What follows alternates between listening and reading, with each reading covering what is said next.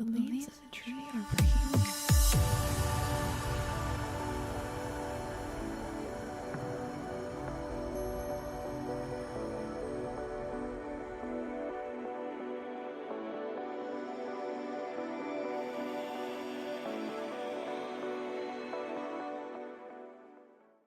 Shalom. In this video, I want to talk about our different perceptions. We all have a unique perception of the world, and it doesn't mean our perception of the world is wrong, but sometimes we just don't mesh with other people. We just have different perceptions. So in the picture on the left side of this picture, the screen, there's a number on the ground. And the one on the left says it's a 6, and he's not wrong. He's actually seeing a 6. And the one on the right says it's a 9, and he's not wrong. He's actually seeing a 9. But they have a different reality. So it's not wrong, but they have a different reality. And they're not agreeing with each other. We all have a unique perception of this world, a different perspective for each one of us. And it doesn't mean it's not true, but they are living in different realities. So the one on the left is living in a reality where there's a 6 on the ground, and the one on the right is living in a reality where there's a 9 on the ground. Now, this person on the right could walk over here and join the one on the left and see a 6 and change his perspective. But right now, they're not viewing this in the same way. And of course, on the right-hand side, we see a glass of water, and somebody's looking at it as half full, and the other one's looking at it as half empty. Once again, if they walked around, they'd still see that it's half empty versus half full, right? But if you can change your perspective inside, then you can join the other person. But for right now, they're living in different realities. And I've talked about this before in my video, how to bounce back from bad, but I think that everything really is always working out for us. And if something that we call quote unquote bad happens to us, it's actually for our benefit. It's there to teach us a lesson, to make us grow stronger, to give us a desire for something better, which we can achieve. It's only for expansion and growth. And, it could be like you being fired from a job, in which case you might look and you'll find a better job that makes more money. So, it's not... We always sort of fall into this trap of seeing something and thinking, oh, that's bad. But sometimes we have to ask ourselves, what is the good in this? Where is the silver lining? And then we find out that it was really for the best, and it's a heck of a lot better than it was before. So we have to go to the Father on that and pray to find out what's good in this. But basically, of course, the person on the left is an optimist and the person on the right is a pessimist. Even when you view the exact same event, person, place, thing, whatever it is, somebody can see the good in it and somebody can see the bad in it. And we are the ones who decide what we're going to focus on. With the law of attraction, you want to focus on the good because you'll get more good. If you focus on something and call it bad over and over again, you're just going to get more of that because you get what you judge. So you can also see my article on Greg Braden's teachings and the Essene mirrors, and there's lots of different mirrors, but one of them is what you judge. If you're viewing something as negative, you're going to keep getting it until you can decide that it's not such a big deal if you have a strong emotion to it. Now, you can view something as negative, like I view, animal slaughter as negative, but I don't get my emotions all riled up in it, and, I can be just fine. I don't see it like that all the time. But if you're very sensitive to it and you get very upset, then that's something that you're judging, and the world's going to keep showing it to you. The Father does. It's to purify us so that we're no longer going to be so judgmental of people, places, and things like that. So it's actually for our benefit that these things happen. All the Essene mirrors are there to purify you. And you can also see my video on the lake of fire for why this is all about purification of us, so that we can become pure like our Father in heaven is pure. So I also want to talk about gaslighting real quick, and just in case you don't know what it is. Gaslighting is a form of psychological manipulation that seeks to sow seeds of doubt in a targeted individual or in members of a targeted group, making them question their own memory, perception, and sanity, using persistent denial, misdirection, contradiction, and lying. It attempts to destabilize the victim and delegitimize the victim's belief. So in this particular situation, the one on the right, saying this is a 9, could use those things like, the lying, the manipulation, all that stuff on the person, trying to get him to question his sanity, that, what you're seeing is not really a 6.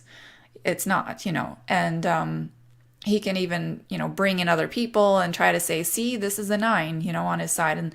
And it'll make this person think that they're crazy. When in reality, they're not crazy. They're just seeing things from a different perspective. Now, gaslighting is specifically a person who is seeking to sow seeds of doubt. And so there's somebody who's very conscious of what they're doing. Now, sometimes people don't do this consciously. So sometimes they're a narcissist. And so I'm just going to read some of the narcissist defenses. So a narcissist is somebody who thinks very highly of themselves, does not want to think of themselves as having any weaknesses. And so if somebody points out, something that might be a weakness in themselves, they might go into this defensive mode, really. So some of the defense sequences of a narcissist would be unconscious repression. So they're repressing something out of their mind, so because they don't want to deal with it consciously. And they're not going to realize that, obviously. So if they do these things that you would consider gaslighting, this person who's a narcissist might not realize that they're even doing it. All right. Conscious denial. So they are conscious of it, but they're just going to deny it. And then distortion. So they might be conscious of it, they might deny it, and then switch into distortion. Distortion, including exaggeration and minimization, rationalization, and lies. So they want to push their point of view onto you because they don't want to be wrong. So they might exaggerate something, say that, somebody is drinking all of the time, when maybe it's only just once in a while or something. Or minimization, like trying to say that, it's not that bad. They don't really do it that often or something. They'll try to rationalize something, and of course they can outright lie. And the next one is psychological projection, that is blaming somebody else. So oftentimes, if you say, hey, you did this. I'm not very pleased that you did this. And rather than admit like, yeah, you're right, I did, I'm sorry. Rather than do that, they'll just say, oh, well, I only did it because this person did something. Or, that person made me think this, and so, I did that. So they'll just blame somebody else rather than actually admit that they did something wrong. Another one is enlisting the help of one or more of his or her codependent friends who will support his or her distorted view. So they'll ask for somebody that they know is going to agree with them. They're not going to go to people who will see reality. They're going to go to people who will basically be on their side, mostly because they are codependent. They are going to be, this friend of theirs is going to be dependent on them. So they will go along with it and see things the way they want them to see because they don't want to lose their friend. Once again, it comes down to fear. A codependent friend is not going to want to lose the friendship, and so they're going to agree with this person.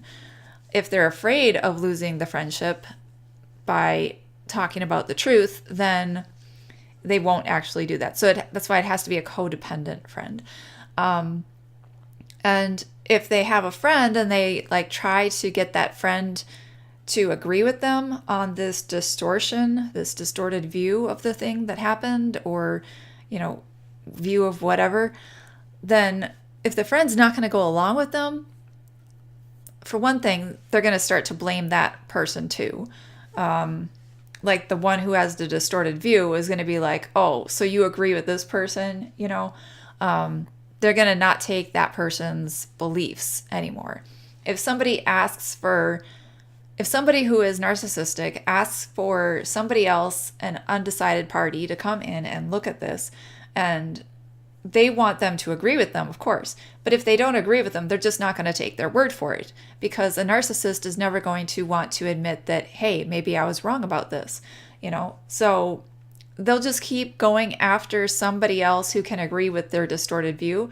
If somebody doesn't agree with their distorted view, then they'll just ignore them.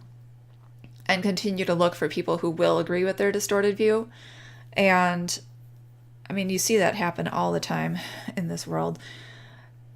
It's this bias. They basically just don't want to face reality.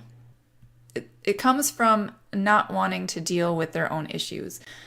And this whole world is built on purifying us, and the lake of fire is supposed to burn out the dross. And sometimes people don't let the lake of fire burn out the dross, and it hurts. And so they want to ignore, because you can't repent unless you admit that you did something wrong, And so that's why, of course, Jesus was talking about how people who don't want to make their deeds known, they hide in the darkness, as I mentioned previously on my last Sabbath live chat. So people will hide in the darkness. That's like their repression, etc. They don't see things in a clear way because they're intentionally hiding just because they don't want to deal with what they're doing. Now, sometimes it's more complicated than that, and they sort of lie to themselves, basically. And then they have no idea that they're even doing this. It's only until they can sort of take stock of what they've done and not feel like people are going to be, sort of pointing fingers and blaming and everything. So it takes a while sometimes for somebody to do that. But if you are going through situations where somebody else see things differently than you do, you should ask yourself, are they right? Am I wrong? And I know I've had to go through that so many times. There's, people will say things to me and I have to try to get a second opinion, like, am I doing this? Is this real? Is this person right? But you can't just go to somebody who's going to support your viewpoint because they're not going to give you, the honest truth. You have to go to people who actually want to help you get better and be honest and give you that. And you have to also want to get better. You have to be okay with saying that you were wrong and admitting it. And you don't have to admit it to the other person or to other people at all, but to admit it to yourself and to God and deal with it. That's what it really takes in order to get purified for our Father. And when you're purified, then everything will go well for you, wonderfully well for you. And it's not a bad thing. The end result is not a bad thing. Jesus says we have to die to our old selves and be reborn. We have to die to the ego, the flesh, and just admit our mistakes and realize we're new creations now as we've repented of the past and we can move forward anew.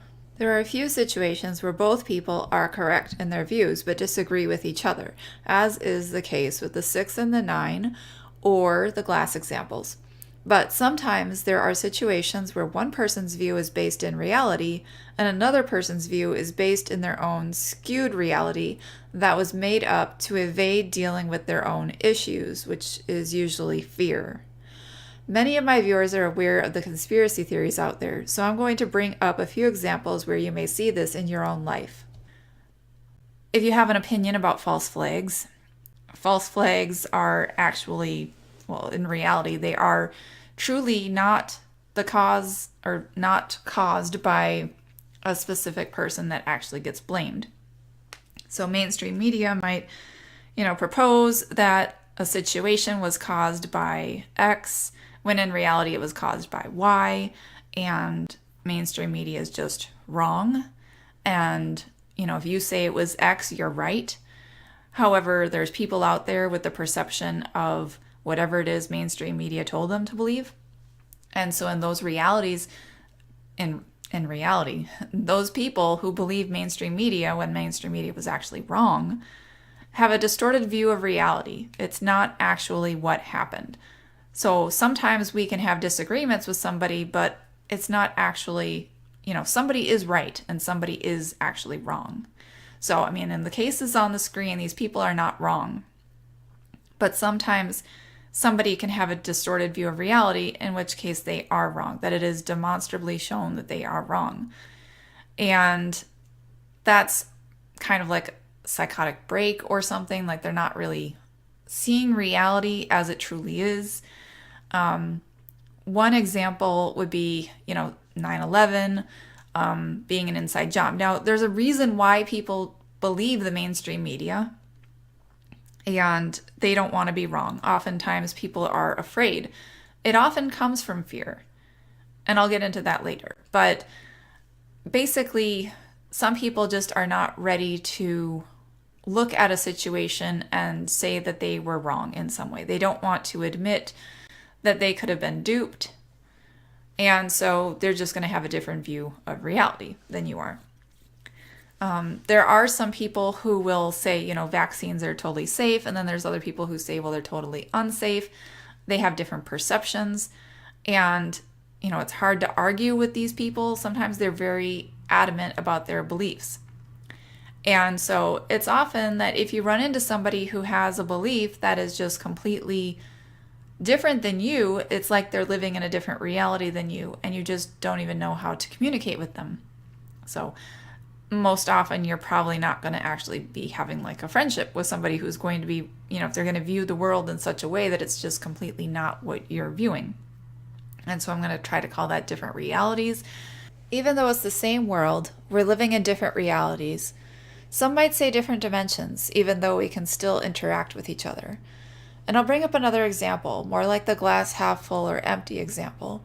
There are some people who think that chemtrails are very bad for us, and others who think they are very good for us. So who's right? Who's wrong? So you have your own perception and others have theirs. Are chemtrails good? Well, they helped a lot of people wake up for sure.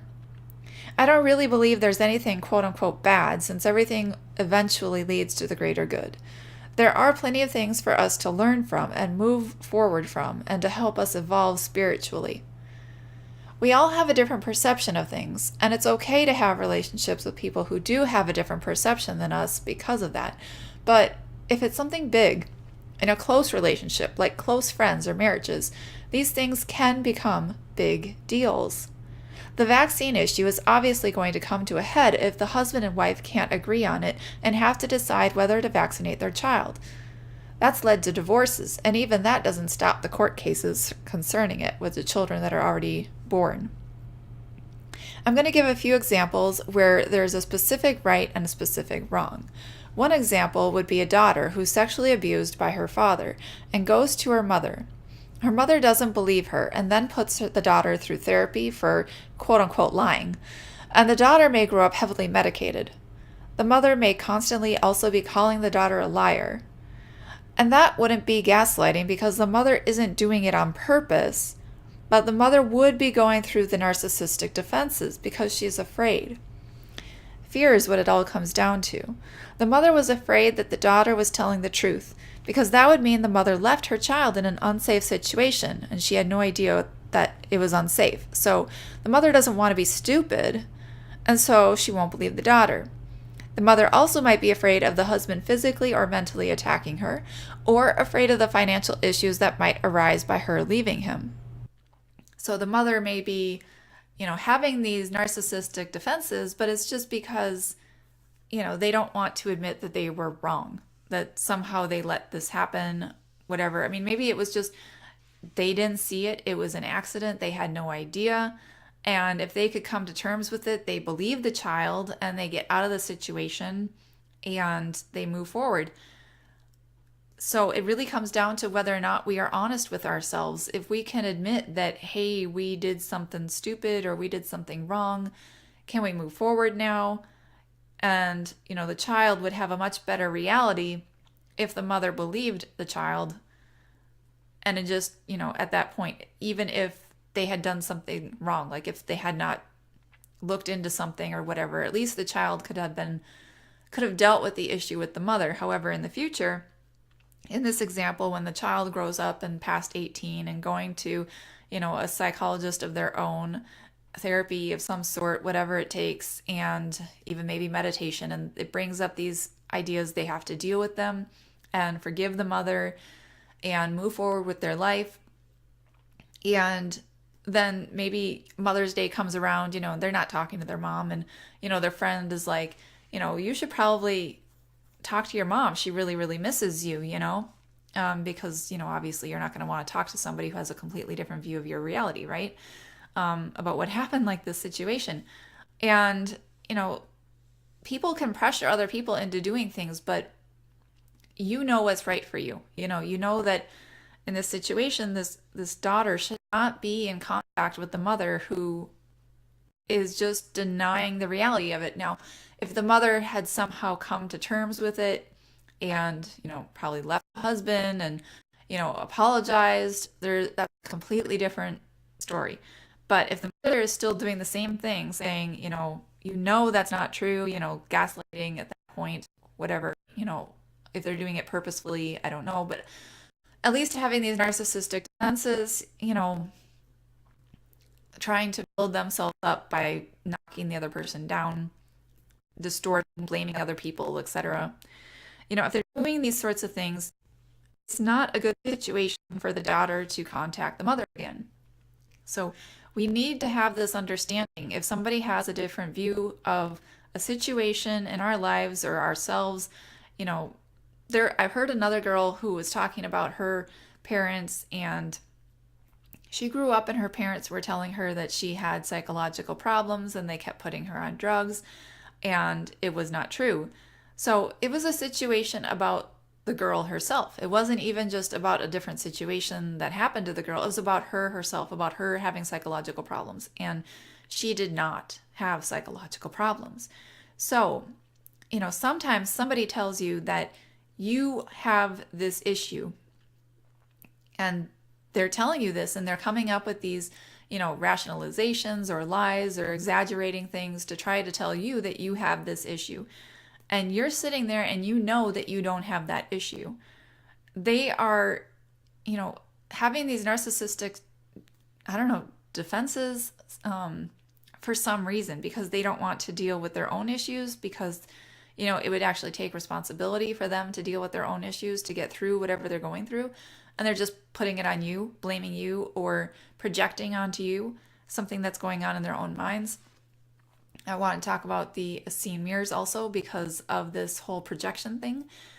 If you are looking into the world and you are judging something, so you're judging somebody, maybe you're judging people for being judgmental, and you're judging that all the time, and then you see somebody and you're thinking, this person's being a little judgmental. Like, I never really saw it before, but yeah, they are being judgmental on this situation or something. If you come up with this because that's what you're looking for, and then the world will show you what you're judging in other people. Now, sometimes, like, let's say with traffic, maybe you're very judgmental, like, there's always heavy traffic. And, there's always heavy traffic when I get off of work or something. And you're just going on and on about that. And so, yeah, that's what you're going to see. And that's actually reality. Other people would not argue with you that there's heavy traffic after work. Yeah, that's reality. But of course, with the law of attraction, you could not judge it, and you'd probably be led to take a different route or something, and things wouldn't seem that bad to you. But this isn't a video about how to fix things with law of attraction. But basically, there are times when what you judge, takes the form of reality and other people would agree with you. But sometimes what you judge actually is just about your perception. And like in the situation of seeing a 6 and the 9, maybe both people were over here and there was a 6, but the person actually walks over here through their own walking. And of course, this is just an example of like through your mind, somehow you're seeing things in a different perspective because you are lying to yourself. And so somehow you've lied to yourself enough that when you look at the exact same situation, now you see it as a 9. And it's not that anything changed, just like both people could have seen this glass as half full, and then somebody got pessimistic through other things, and now they're really pessimistic, and now they're seeing it as half empty. Basically, it's about something that goes on through your mind. It's the same reality here, but you're seeing it from a different perspective. And so something might happen where you're looking at a person and they're actually mirroring back to you what's going on inside of you, and they don't even know it. because they're not doing that intentionally.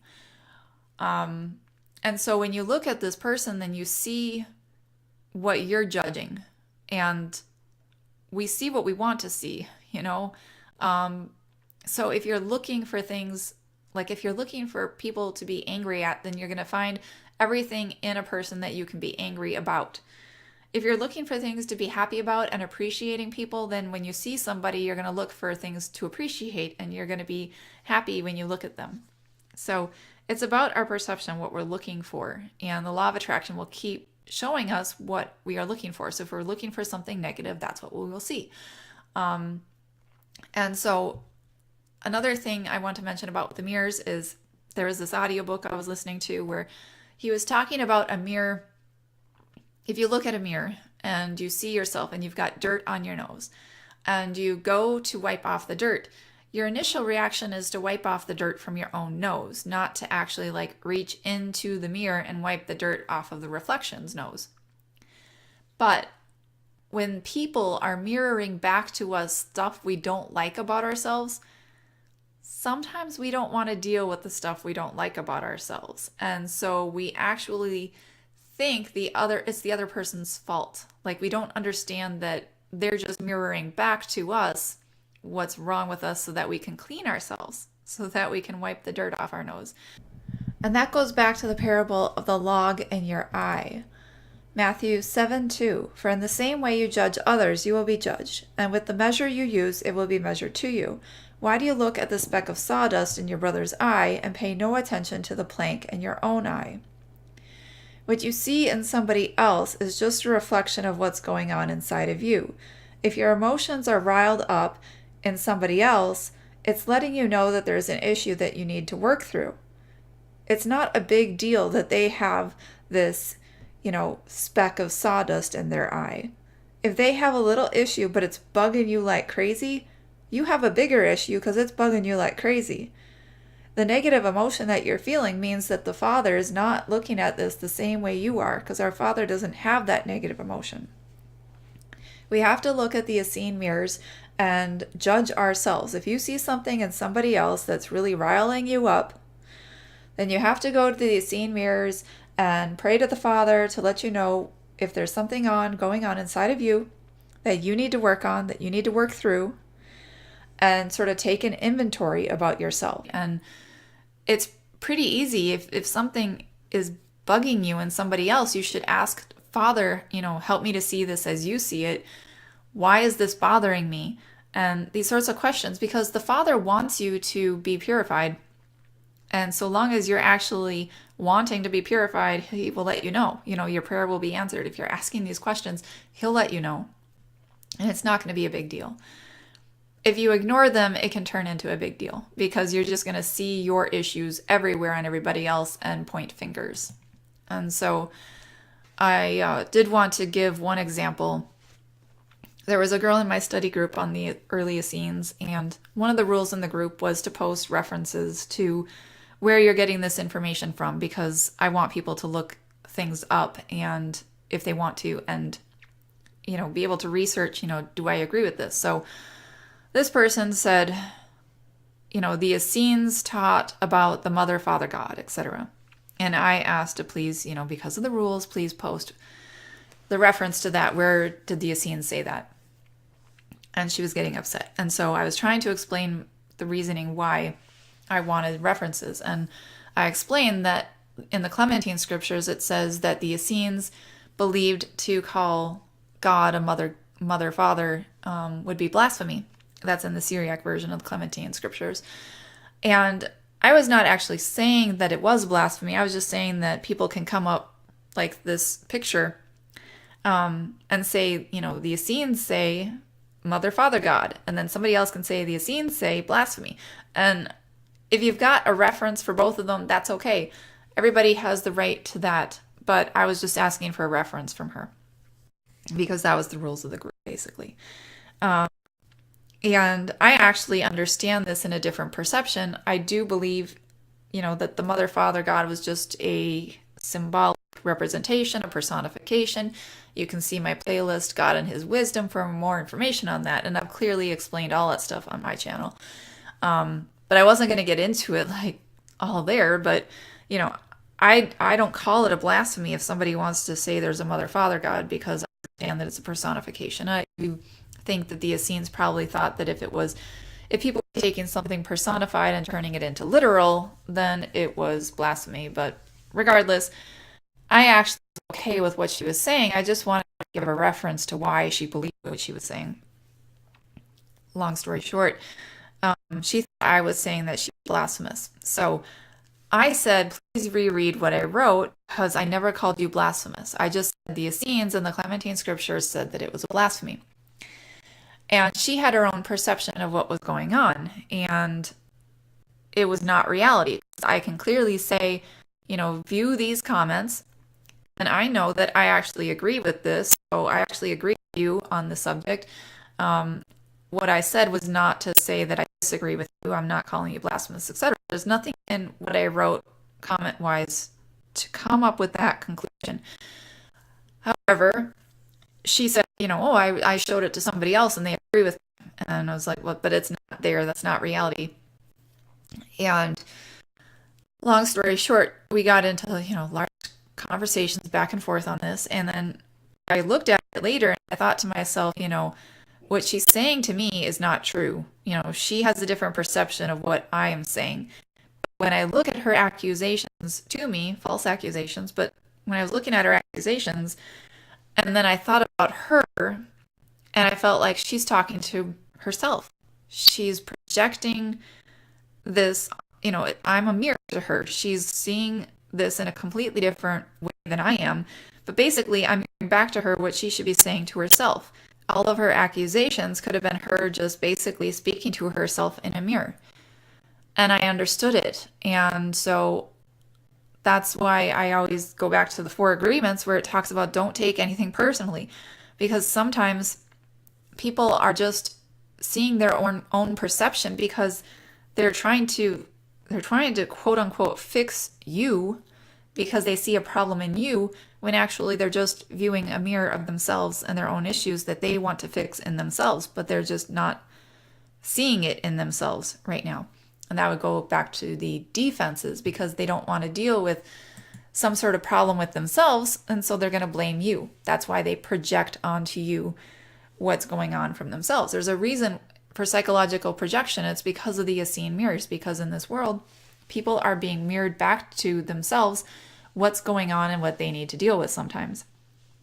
But sometimes, what's going on is not always a mirror. Sometimes it's there to teach you a lesson. So sometimes there are mirrors. Well, mostly a mirror is basically going to be shown to you when you have some sort of emotional attachment to it.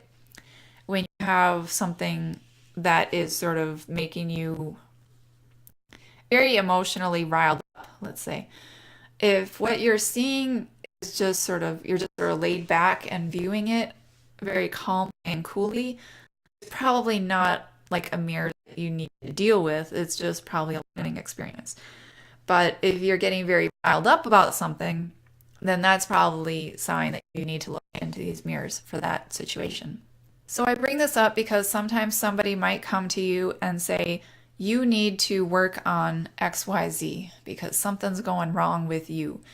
And if you firstly ask the Father, is there something wrong with me? Are they right? Is this something I need to work on? And He will guide you if you need to work on it. If you don't work on an issue, and you ignore it, it'll just get bigger and eventually you'll work on it. So don't have any problems with that. If you're not getting confirmation from the Father that you need to work on something, then it may be that the other person is just projecting onto you their own issues. And so you want to understand that, because if somebody else has their own issues and they're sort of viewing you as their mirror and it's not reality, it's okay to step away. It's okay to back off and understand that that person is just dealing with something and pray for them and move forward. We don't always have to hang around with people who have different views of reality than we do. And we definitely want to be made aware of it when somebody else is repressing their own issues, if they are denying things, if they're distorting what happened, distorting people and their personalities and things like that. If they're coming up with these exaggerations or minimizations, somebody who says, well, that person really isn't that bad, like your father isn't that bad for whatever you said. Like maybe if you said they were drinking a lot, he doesn't really drink that much, and it's a way, it's not gaslighting because it might not be on purpose, but we have to be aware of this stuff, that sometimes people go into these defensive modes and they're trying to hold tight to their view of reality. And their view of reality is not actually true. And what I'm saying is it comes from most likely fear. And I did do a video one time about the truth veiled with love where I talk about this in more in depth, but Kepha, Apostle Peter in the Clementine scriptures talks about how God veiled the truth with his curtain of his love, that people, he alone may be able to reach it, who has first knocked at the gate of divine love. So you can reach the truth only if you first knock at the gate of divine love. If you are trying to find truth in a situation, but you have fears, love drives out fear. You're never going to find the truth with lies and, lying to yourself and being afraid of going through something. It's just not going to happen. You need to come in divine love to find the absolute truth. And if you're in a situation where somebody is saying one thing and somebody else is saying another, and you've got two different views of reality, if you are trying to make a decision on who you should believe about this situation because you weren't there, always go with the person who is calm, collected, and rational and coming in love and not in fear, because fear clouds our judgment. Fear is like that glass darkly that just won't let you see the truth. And so we need to come in love, drive out any fears that we have. That's why it's so important to meditate if you have fears. Jesus, he had to sometimes back away from people and meditate and take a time out when people got to be too much for him. When reality was just so much. These people, and we know that they were doing this. They were going into these narcissistic defenses because they didn't want to admit they had problems, and so they lied about him. They said, oh, he's got Beelzebub, he's full of demons. They lied about him. They projected things onto him. And he had to withdraw himself from these people and go and meditate and come in love. And he didn't hang around with people who disagreed with him. He hung around with the people who agreed with him. And then he left those who were not interested in hearing his truths. And so, yeah, it's okay to withdraw yourself, and it's okay to come to the Father in love, and understand that some people, when they're in fear, cannot reach that truth that you have. They are not going to be able to see the same reality that you see if they're seeing it through, fear-colored glasses. So I hope that this video has helped you to see things a little bit more clearly, and thanks for listening. Shalom. Chris White once coined the phrase short-term New World Order freakout syndrome to explain what it's like to have your perception of the world shattered. Of course, it's not just about the shape of the world, whether it's flat, round, or something else entirely. This New World Order freakout often includes now saying no to GMOs, fluoride, vaccines, and pharmaceuticals. It's a complete overhaul to your lifestyle. And trying to explain that mainstream media is just propaganda to promote false flags, division, and more can really put a strain on your relationships. Have you gotten tired of being mocked by your own family for what you share? We've all been there. Are you treated like the black sheep because of the commandments you keep? I get it. We're all trying to figure things out together, but sometimes you just have to let your family and friends be. plant the seed and wait and see. But while you wait for them to catch up, do you wish you had someone to talk with who gets it? That's what Truth or Talk is for. Being able to discuss what's going on in your life and what you're interested in without feeling like you're going to be judged as a crazy conspiracy theorist who should be on drugs or committed.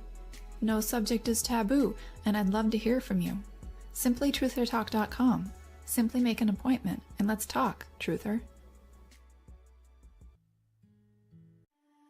Believe